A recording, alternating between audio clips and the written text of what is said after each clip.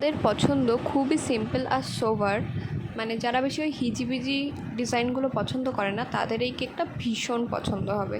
আর এই কেকটা আমারও ভীষণ পছন্দের। মানে এই অর্ডারটা আমি পেয়েছিলাম, মানে যে দিদিটা আর কি অর্ডারটা করেছিল সেই দিদি আমাকে বলেছিল যে তুই তোর পছন্দ মতো করে দিস, বেশি সিম্পলের মধ্যে। তো সিম্পল যেহেতু বলেছিলো তাই আমি কয়েকটা রেফারেন্স পিকচার পাঠিয়েছিলাম, আর তার মধ্যে থেকে দিদির এইটা পছন্দ হয়। আর সত্যি কথা বলতে এই কেকটা আমার ভীষণ ভীষণ পছন্দের। মানে আমি তো ভেবেছিলাম যে আমি যদি অর্ডার না পাই তো আমি আমার বার্থডেতে এই সিম্পল কেকটা বানাবো। তো যাই হোক, অর্ডার যেহেতু পেয়ে গেছি তো এটা তো আমার বার্থডেতে করা যাবে না। তো এটা ছিল একটা বাটারফ্লাই থিম কেক, আর এটা ছিল 1/2 পাউন্ডের।